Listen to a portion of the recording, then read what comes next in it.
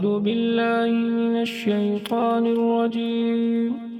بسم الله الرحمن الرحيم. يا أيها المزمل قم الليل إلا قليلا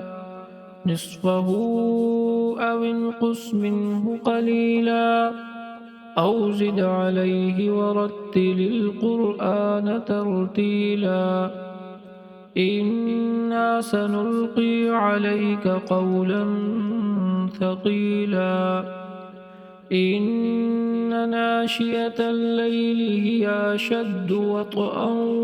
وأقوم قيلا إن لك في النهار سبحا طويلا واذكر اسم ربك وتبتل إليه تبتيلا رب المشرق والمغرب لا إله إلا هو فاتخذه وكيلا واصبر على ما يقولون واهجرهم هجرا جميلا وذرني والمكذبين أولي النعمة ومهلهم قليلا إن لدينا أنكالا وجحيما وطعاما ذا غصة وعذابا أليما يوم ترجف الأرض والجبال وكانت الجبال كثيبا مهيلا إنا أرسلنا إليكم رسولا شاهدا عليكم كما أرسلنا إلى فرعون رسولا فعصى فرعون الرسول فأخذناه أخذا وبيلا فكيف تتقون إن كفرتم يوما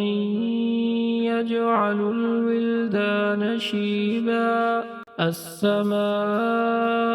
منفطر به كان وعده مفعولا إن هذه تذكرة فمن شاء اتخذ إلى ربه سبيلا إن ربك يعلم أنك تقوم أدنى من ثلثي الليل ونصفه وثلثه والطائفة من الذين معك والله يقدر الليل والنهار علم أن لن تحصوه فتاب عليكم فاقرؤوا ما تيسر من القرآن علم أن سيكون منكم مرضى وآخرون يضربون في الأرض يبتغون من فضل الله وآخرون يقاتلون في سبيل الله فاقرؤوا ما تيسر منه وأقيموا الصلاة وآتوا الزكاة وأقرضوا الله قرضا حسنا وما تقدموا لأنفسكم من خير تجدوه عند الله هو خيرا وأعظم أجرا واستغفروا الله إن الله غفور رحيم.